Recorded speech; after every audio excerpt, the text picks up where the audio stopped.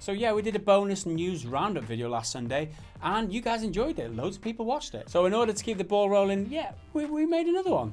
Enjoy. This week, Eurogamer did a spot of digging as they tried to find out why games are more expensive on a Nintendo Switch than other platforms. Wesley Yimpool, who wrote the piece, found that Switch games are more expensive because of the higher manufacturing cost of the Switch's cartridges compared to discs. The news that Switch games were more expensive broke when Rime, a puzzle platformer from Tequila Works, was priced at $39.99. This is £10 more on a Switch compared to PC, PS4 and Xbox One, where it's only $29.99. Tequila Works cited higher manufacturing costs as the reason why Switch games were more expensive, as they have to take into consideration the file size of the game, the capacity of the cartridge, and how many cartridges they want to manufacture. However, they didn't explain why Rime will still cost $39.99 on the eShop, where manufacturing costs should not be an issue. But Eurogamer found out it's because Nintendo's eShop policy is to have physical and digital titles cost the same to keep retail stores on side. This is just another slice of bad press for the Switch, which has already been called too expensive, and the games, which are around £20 higher than the RRP, have left gamers skeptical. Why are Nintendo charging the same amount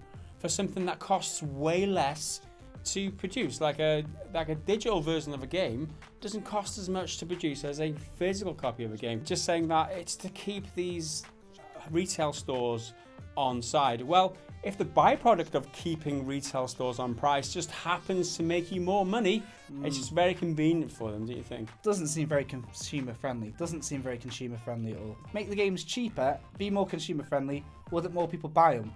That's the right way of doing it, but it looks like they're going for the let's just shaft them for 20 quid more and then blame it on someone else. Because hey, we're doing the shops a favour, we're keeping them alive, we're the good guys here. Yeah. When really, they're not, are they? They're making a saving on the digital copies, and they're not passing that saving on to the consumer. They're taking that for themselves and using a bullshit reason, but they're forcing bullshit down on X and telling us that it tastes nice. It doesn't taste nice. Yeah. Give us discounts. So moving on, this week the Gambling Commission, the UK's leading authority on laws and regulations related to gambling, have published a report warning parents against the dangers of gambling on esports games. The report elaborates by saying esports is a growing phenomenon enjoyed by millions, but it's concerning that websites are jumping on the back of popular games and encouraging kids to gamble. Their biggest concern is unlicensed websites encouraging kids to gamble without their parents' knowledge, and the Commission likens the websites to parasites feeding off popular video games, presenting a clear and present danger to players. Clear and present danger. That's a film, isn't it? Tom Clancy.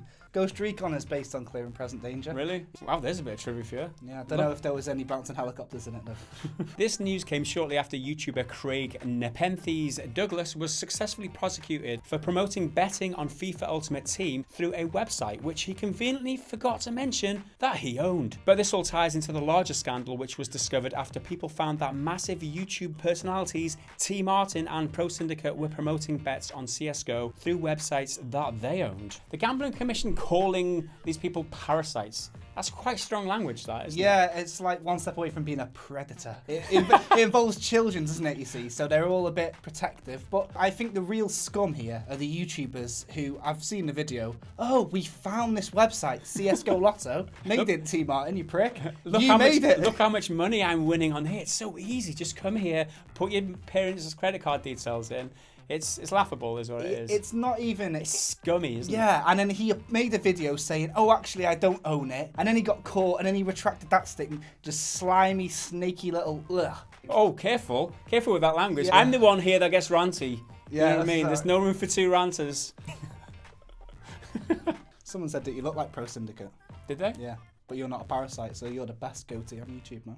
Yeah, someone said... Is it because I've got a goatee? I don't know what this guy looks like. He's got blue hair, goatee. Blue hair. Yeah. Yeah, I'm just spitting an image. I don't see why you wouldn't compare me to Pro Syndicate.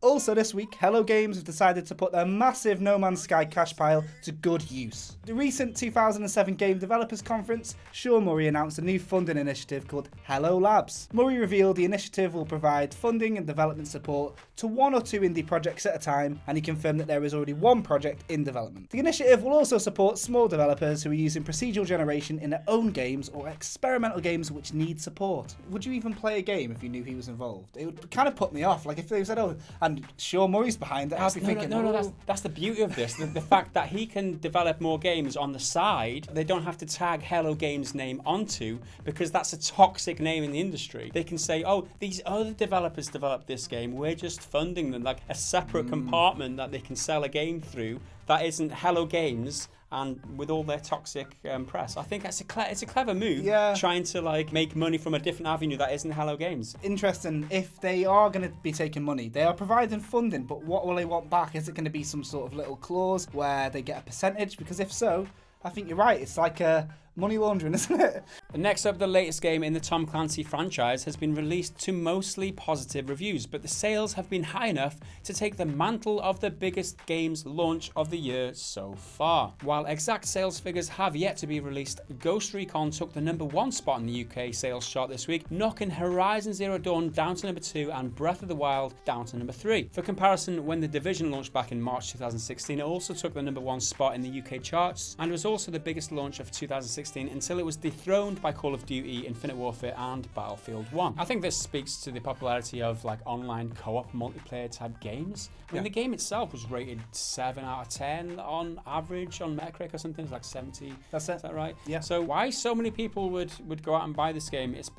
I don't know, because it's a shooter. Is it the only shooter that's been out, first shooter that's been out in a while? Yeah, I think that's been single player this year, hasn't it? If one person or a couple of your friends have bought a game, you don't want to miss out. You want to play with them. I think that's why a lot of these games publishers or developers are aiming for that feature to be in their games, because they know if they can get a lot of people on board with a lot of groups of friends on board, it will not, even if it's a 7 out of 10, it will sell pretty good. And finally, day one patches are a huge pain in the arse, but they're necessary to make games the best possible product they can be on release. But Sony have issued some new tech that seems to be making things just a bit easier. Sony confirmed if you buy a digital game from the PlayStation Store, then the ability to download and install patches will be part of the preload process. So if you preload the game ready for release, then the day one patch should install at the same time. However, there's been no word if this will be possible with physical copies, but in all likelihood it probably won't be compatible given that physical games can't be preloaded. Overall, this is great because it saves everyone time and you can play new games straight away without having to wait, and in this day and age when day one patches often exceed 5 GB, it just makes the process so much smoother. In other Sony news, they also announced that PS Now would receive PS4 games, which means you will soon be able to play PS4 games on your PC